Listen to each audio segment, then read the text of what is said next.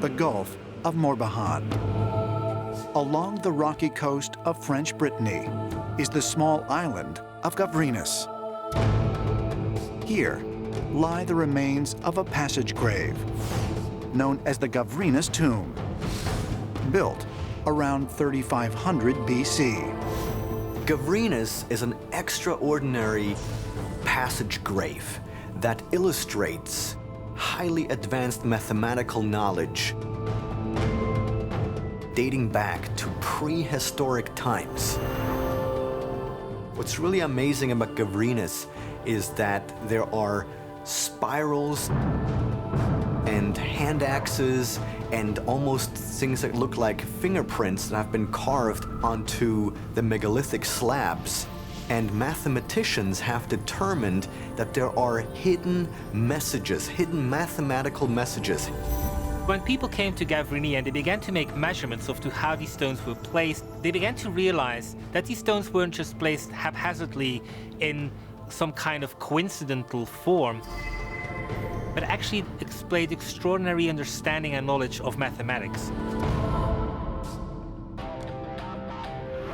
52 megalithic stones were used in the construction of the passage grave, of which 26 are engraved with unique symbols.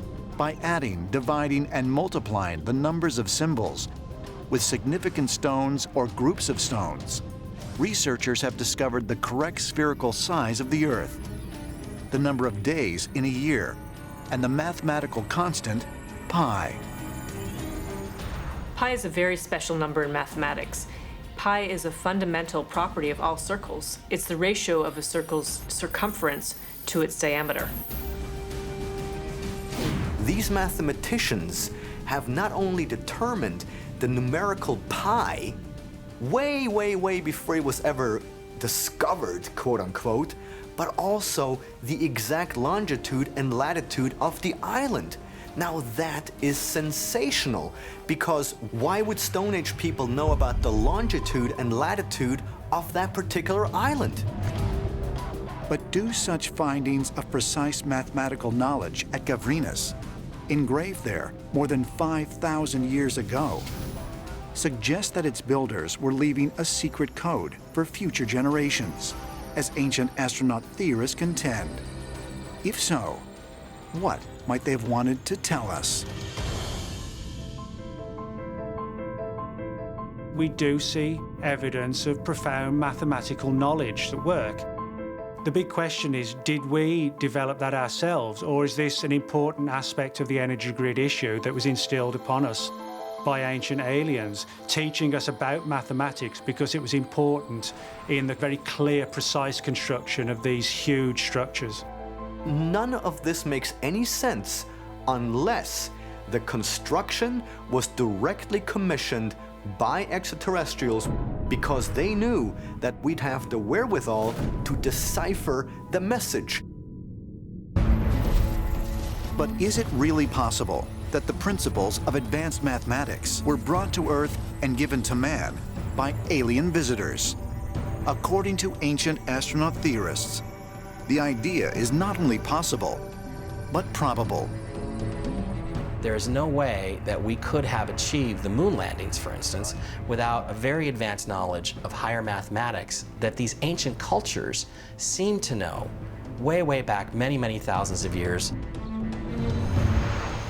This may be the reason that extraterrestrials wanted us to develop mathematical knowledge ourselves, because it's only with that special knowledge that we're able to advance into the skies and to the stars.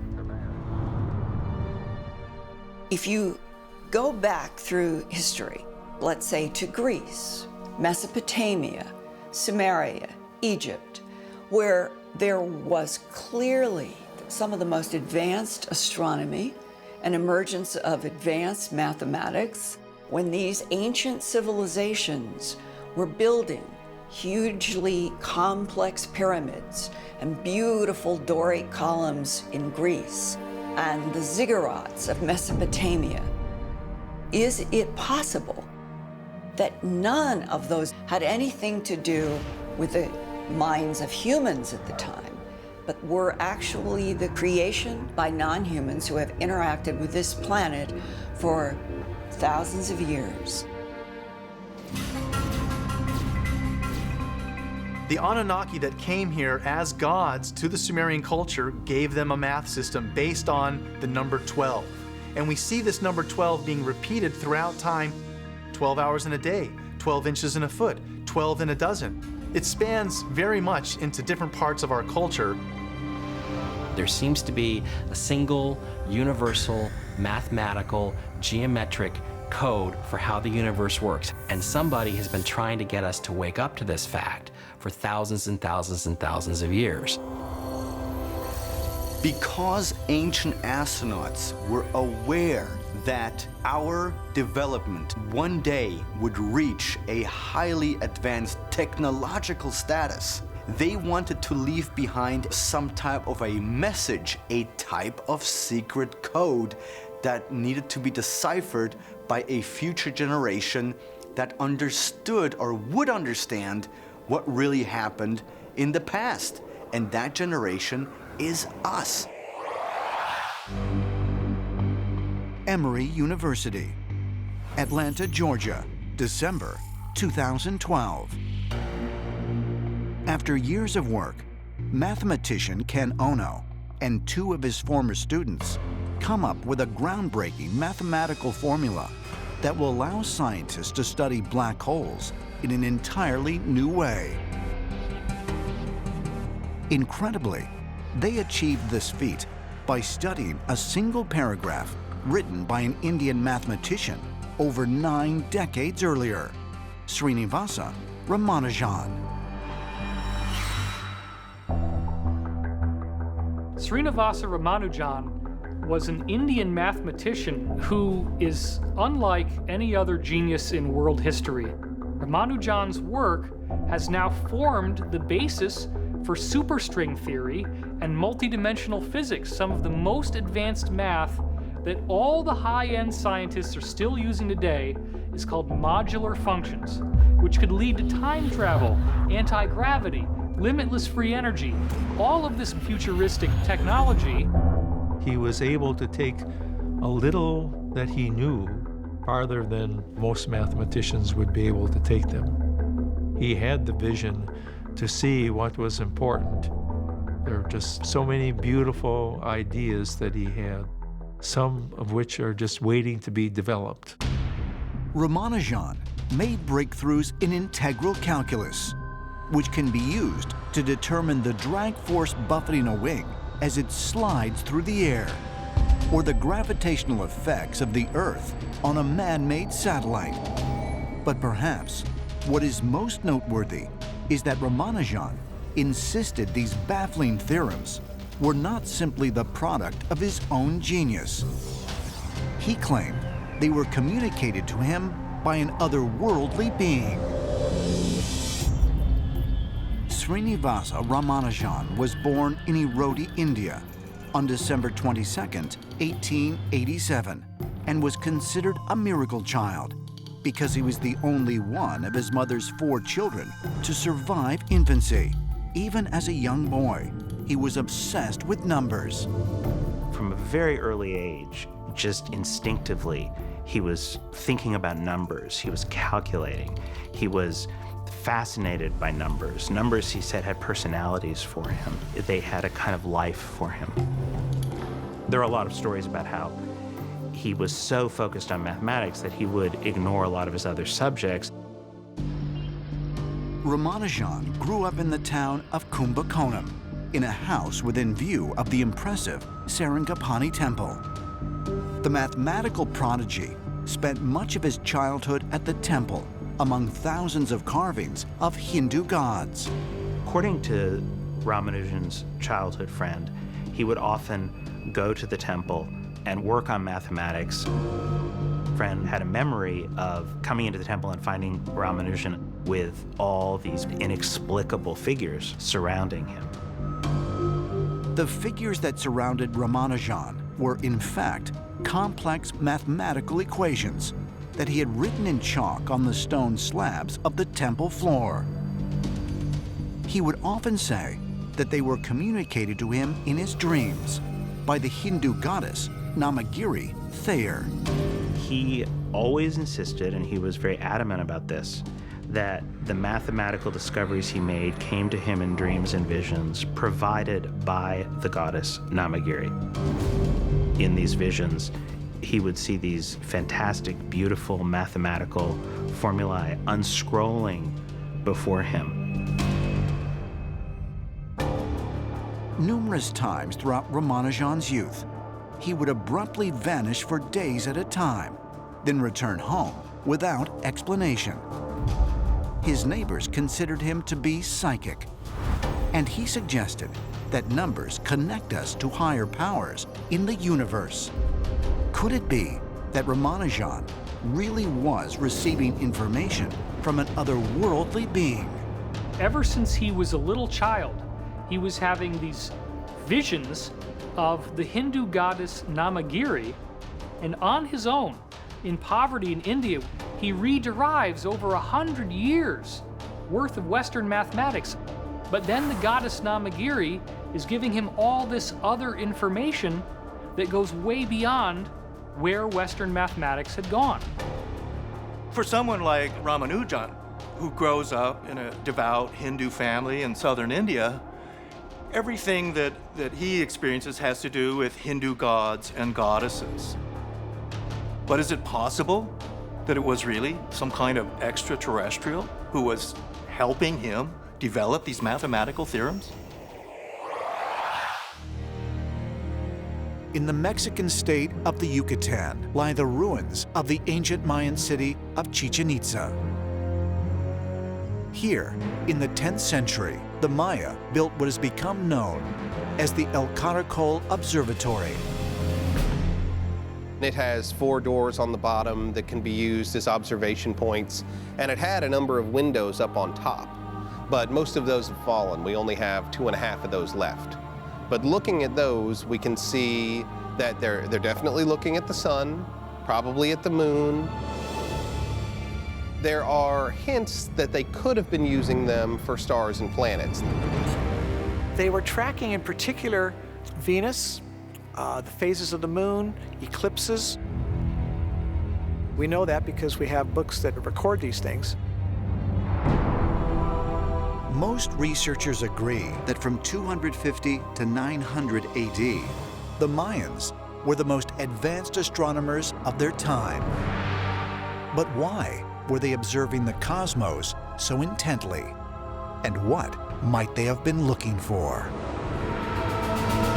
The Maya were very sophisticated in terms of what they watched in the heavens and in the calendars that they kept track of.